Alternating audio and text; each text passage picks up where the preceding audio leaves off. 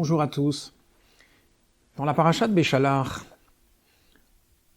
qui nous raconte le passage de la mer Rouge, eh bien, le texte nous dit « Vaïkach Moshe et atzmot Yosef imo ». Moïse a pris les ossements de Yosef avec lui. Le Midrash nous raconte que les ossements de Yosef, le cercueil de Yosef, a eu une importance considérable. Ayam Ra'av Ayanos, lorsqu'on nous dit que la mer a vu et elle s'est sauvée, elle a vu qui? Elle a vu le cercueil de Yosef. Yosef a été enterré en Égypte précisément pour garder, pour protéger son peuple pendant toute la durée de l'exil. Cependant, le rabbi pose la question suivante, comment se fait-il qu'on nous parle des ossements de Yosef? Est-ce que ce langage n'est pas péjoratif? Est-ce qu'on n'aurait pas pu employer un langage plus noble, plus joli? Comme par exemple, Aaron Yosef, l'arche de Yosef, le cercueil de Yosef. Comment se fait-il que le texte dit « et atzmot Yosef », les ossements de Yosef? Eh bien, le rabbi nous explique que le mot qui signifie os, etzem, veut dire également l'essence, atzmiut chez Yosef. Ce que Moshe Rabbeinu a pris avec lui au moment de la sortie d'Égypte, c'était l'essence même de ce que représente Yosef. Et quelle est cette essence? Eh bien, la Torah nous raconte que quand Rachel a mis au monde Yosef, elle a eu une prière. Yosef li Hashem ben acher. Que Dieu me rajoute un autre fils. Yosef était le 11e. Nos mères savaient qu'elles devaient enfanter 12 enfants, 12 tribus. Rachel a prié pour mériter d'avoir également le 12e. Mais le rabbi nous explique que dans cette phrase se trouve justement toute la mission de Yosef, toute son essence. Yosef Hashem li ben acher. Que Dieu fasse en sorte que même quelqu'un qui est acher, acher signifie quelqu'un malheureusement qui s'est écarté du judaïsme, qui est devenu étranger, qui est un autre par rapport à l'héritage de ses parents, et bien que lui aussi redevienne un ben, redevienne un fils, attaché à Dieu, attaché à son père. Moshe Rabbeinu savait que le peuple juif était en train de se constituer. Il était en train de naître. Ce qu'il voulait, c'était poser les jalons, poser les bases de l'existence même du peuple juif. Le peuple juif devenait « Banim atem lachem elokechem ». Vous êtes les enfants de l'Éternel votre Dieu.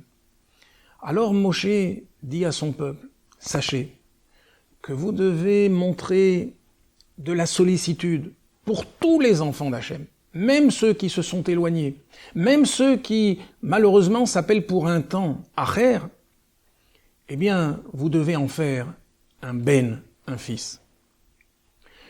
Voilà la raison pour laquelle la Torah nous dit « Vaïkach Moshe et atzmot Yosef ».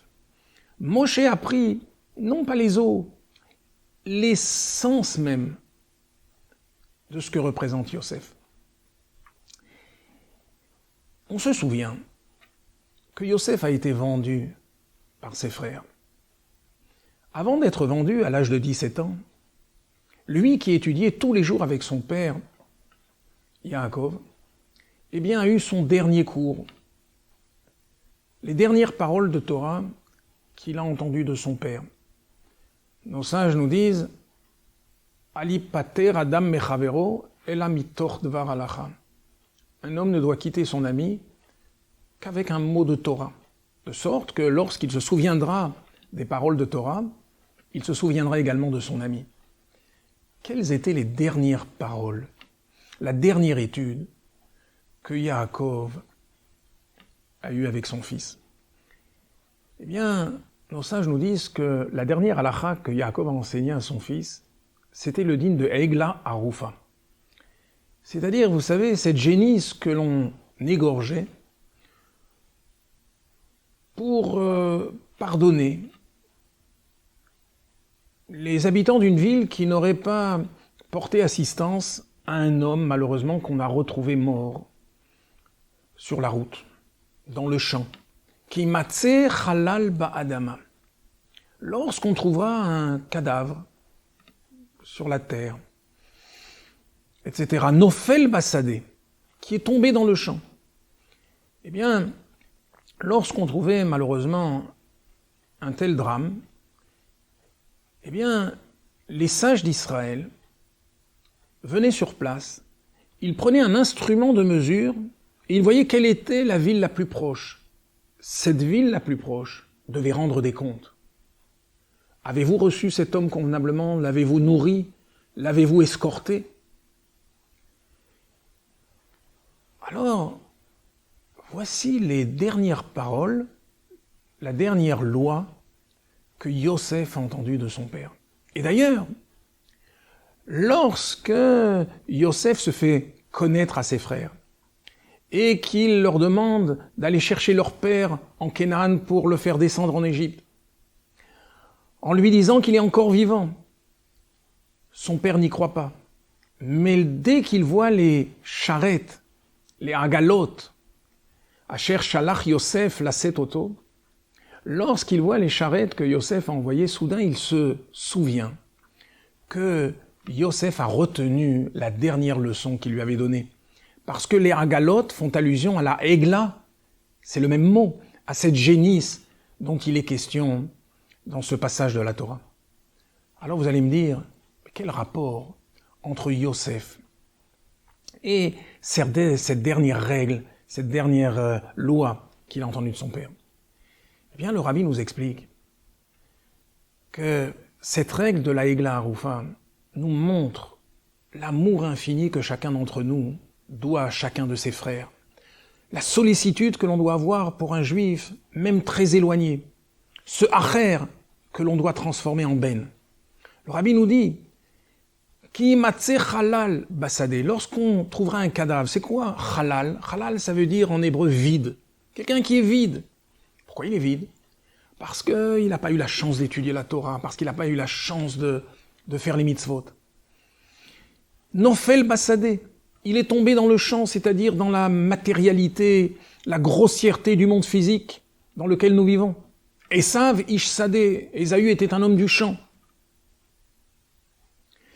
Alors, lorsqu'on voit quelqu'un qui est tombé, malheureusement, qui s'est éloigné du judaïsme, alors on va aller prendre un instrument de mesure et on va voir quel était le juif qui était le plus proche de cet homme, malheureusement, qui n'a pas eu la chance de connaître toute la beauté du judaïsme. Et on va demander des comptes à celui qui était son plus proche voisin, et qui lui avait la chance de connaître la Torah. On vient lui dire où tu étais. Tu as une responsabilité par rapport à ce juif. Lorsqu'on habite un immeuble, et que dans cet immeuble, il y a des juifs qui malheureusement ne connaissent pas la Torah et les mitzvot, on a l'obligation de leur apporter un peu de chaleur juive. C'est cela, l'instrument de mesure qui permettait de savoir quelle était la ville la plus proche et qui devait rendre des comptes. Eh bien, c'est cela l'enseignement que Yaakov a voulu donner à Yosef avant de le quitter. Rappelle-toi, quelle est ta mission? Ta mission, c'est Yosef Hashem li bein acher. Savoir que tu as l'obligation de rapprocher un juif qui s'est éloigné vers la Torah et les mitzvot. Ce n'est pas un luxe, c'est une nécessité. Voilà la raison pour laquelle Moshe Rabbeinu également a pris les ossements de Yosef. Vaikach Moshe et atzmot Yosef imo. Il a pris l'essence de Yosef pour la transmettre à son peuple afin qu'il sache que la mission la plus essentielle que nous avons dans ce monde, c'est de rayonner autour de nous. La validité d'une existence ne se mesure pas simplement à ce que nous faisons pour nous-mêmes, mais surtout à ce que nous faisons pour nos frères juifs. Au revoir à tous.